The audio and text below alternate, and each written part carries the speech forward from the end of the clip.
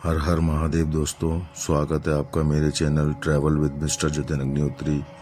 रोहतक से निकले थे एक यात्रा के लिए और दर्शन हो गए 3 महाशक्तियों के।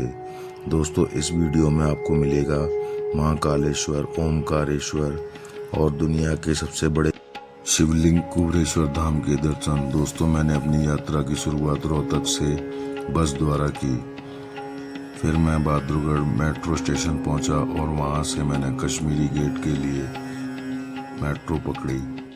मेरे जाते ही मेरी बस का नंबर था तो मैं फौरन जाकर अपनी सीट पर बैठ गया। इस बस का किराया कश्मीरी गेट से उज्जैन 900 रुपये है। रात भर हमारी बस चली और सुबह उठते ही हम पहुंच गए बाबा महाकाल की नगरी उज्जैन। उज्जैन पहुंचते बिना रुके दर्शन शुरू कर दिए। सबसे पहले दर्शन किए ऋण मुक्तेश्वर महादेव जी के। यहाँ पर पाप मुक्ति के लिए पहले स्नान किया जाता है और बाबा को दाल अर्पण की जाती है ऋण मुक्ति के लिए। है गढ़ कालिका शक्तिपीठ, 51 शक्तिपीठ में से एक माँ कालिका का जागृत दरबार। फिर हम पहुंचे बाबा भैरवनाथ मंदिर, बाबा महाकाल के कोतवाल। इनसे आज्ञा लिए बिना महाकाल के दर्शन अधूरे माने जाते हैं। ये है बाबा भैरवनाथ मंदिर परिसर। यहाँ पर बहुत लंबी लाइन थी। दर्शन करने में 2 से 3 घंटे लग गए। फिर हम पहुंचे मंगलनाथ मंदिर। दोस्तों, ये भारत का इकलौता मंगल ग्रह का मंदिर है। मंगल दोष के उपाय के लिए लोग यहाँ आते हैं और ये मंदिर इस बात से काफी फेमस है। यह मंदिर 5000 साल से भी पुराना है। माना जाता है कि यही मंगल ग्रह का जन्म स्थान है, इसलिए इसे मंगल का जन्म स्थान भी कहते हैं। शिप्रा नदी के किनारे एक पहाड़ी पर बना है। यहाँ से पूरा उज्जैन दिखता है। ये है बाबा मंगलनाथ के दर्शन।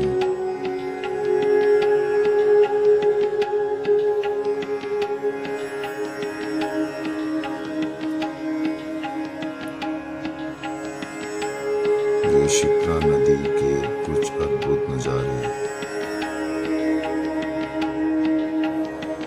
ये है बाबा मंगलनाथ का मंदिर परिसर। फिर हम पहुंचे सदापनी आश्रम। ये उज्जैन के बहुत शांत और पवित्र आश्रमों में से एक है। महाकाल की भीड़ से दूर शिप्रा नदी के किनारे एकदम सुकून वाली जगह। जो लोग महाकाल के दर्शन के बाद 1-2 दिन उज्जैन रुकना चाहते हैं, साधना करना चाहते हैं या बस शांति चाहते हैं, वो यहाँ रुक सकते हैं। रुकने के लिए कमरे भी मिल जाते हैं डोनेशन बेसिस पर। कहा जाता है कि बहुत पहले ये ऋषियों की तपोभूमि रही है और आज भी यहाँ सुबह 4 बजे भजन कीर्तन शुरू हो जाते हैं। फिर हम पहुंचे कृष्ण बलराम सुदामा मंदिर। यह उज्जैन का बहुत ही प्यारा और यूनिक मंदिर है। दुनिया में शायद ही यही एक मंदिर है जहां कृष्ण, बलराम और सुदामा तीनों की मूर्तियां एक साथ हैं। माना जाता है कि सुदामा वाली मूर्ति के सामने जो भी सच्चे दिल से मांगता है उसकी झोली भर जाती है।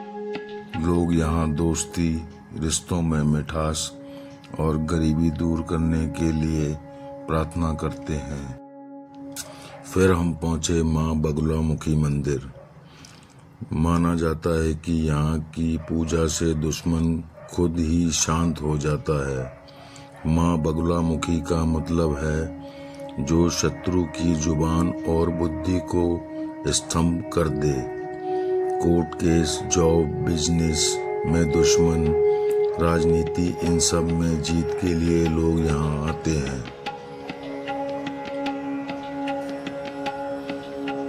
इस मंदिर में सब कुछ पीला है। पीले कपड़े, पीली चुन्नी, पीले चावल, पीली मिठाई, हल्दी, देवी को पीला रंग सबसे ज़्यादा प्रिय है। पूजा में 1008 पीले दिए जलाने की परंपरा है। हमने उज्जैन के सभी पवित्र मंदिरों के दर्शन किए और आखिरकार हम पहुंच गए मध्य प्रदेश के सबसे बड़े तीर्थ और 12 ज्योतिर्लिंगों में से सबसे शक्तिशाली बाबा महाकालेश्वर मंदिर।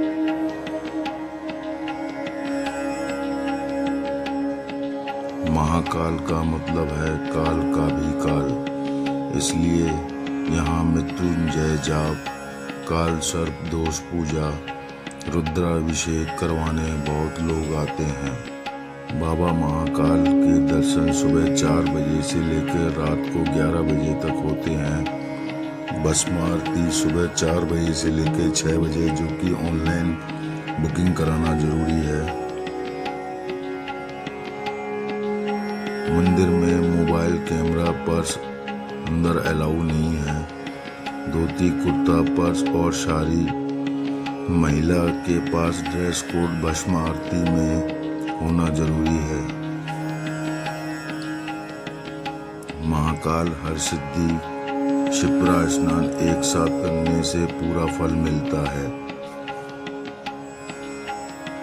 ये हैं बाबा महाकाल के पवित्र दर्शन। ये है मंदिर परिसर और मंदिर का मुख्य द्वार। ये है मंदिर का कॉरिडोर। महाकाल मंदिर में काफी अच्छी व्यवस्था कर रखी थी। यहाँ पर दर्शन करने में किसी भी प्रकार की कोई भी परेशानी नहीं हुई। मुझे 1 घंटे में ही बाबा महाकाल के दर्शन प्राप्त हो गए। आप भी इस वीडियो के माध्यम से बाबा महाकाल के दर्शन प्राप्त कर सकते हैं। बोलो बाबा महाकाल की जय। हर हर महादेव। फिर हम पहुंचे माँ हरसिद्धि माता मंदिर। ये महाकाल मंदिर से सिर्फ 500 मीटर की दूरी पर है और उज्जैन के सबसे शक्तिशाली शक्तिपीठों में से एक है।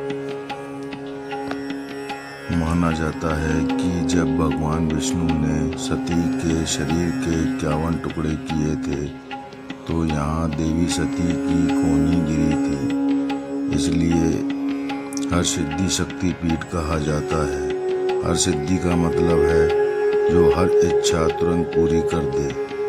मंदिर के सामने ये 1100 दिए का 2 स्तंभ हैं। शाम को आरती के समय जब ये दिए सब जलते हैं तो मंदिर सोने जैसा चमकता है। माना जाता है कि इस दियों के दर्शन से दरिद्रता और नकारात्मक ऊर्जा समाप्त होती है।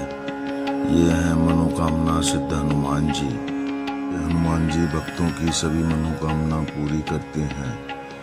शाम को ही हमने ओमकारेश्वर जाने का फैसला किया और वहाँ से बस द्वारा हम 2:30 बजे ओमकारेश्वर पहुँच गए। सबसे पहले नर्मदा जी का दर्शन प्राप्त हुआ। नर्मदा जी को मोक्षदायिनी कहा जाता है। माना जाता है कि गंगा जी में स्नान से मुक्ति मिलती है, पर नर्मदा जी के दर्शन मात्र से मुक्ति मिल जाती है। यह नर्मदा परिक्रमा बहुत फेमस है, जो कि 2600 किलोमीटर की पदयात्रा है। नर्मदा जी में स्नान करने के बाद मन पवित्र हो गया और बाबा ओमकारेश्वर मंदिर के दर्शन प्राप्त हुए। फिर हमने स्नान आदि कर मंदिर जाने का फैसला किया। हमने बोट द्वारा मंदिर की परिक्रमा की, जो कि ओम आकार में है। ऊपर से देखने में यह द्वीप बिल्कुल ओम जैसा दिखाई देता है। द्वीप का नाम ओम पर्वत है और दूसरी तरफ ममलेश्वर है।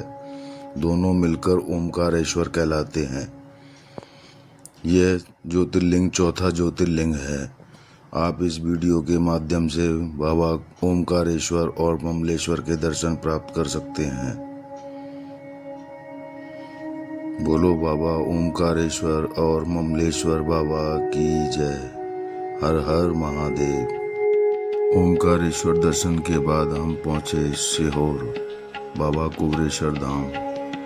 सीहोर नर्मदा नदी के किनारे ये मंदिर आजकल बहुत फेमस है। यहाँ पर 108 फीट के शिवलिंग हैं।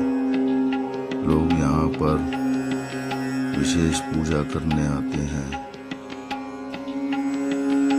यहाँ पर कंकर शंकर की भी पूजा की जाती है। तो दोस्तों ये थी मेरी 4000 रुपये वाली सबसे तेज यात्रा। अगर वीडियो अच्छी लगी हो तो चैनल को लाइक कर दो, सब्सक्राइब कर दो और शेयर कर दो, और कमेंट में हर हर महादेव ज़रूर लिख देना।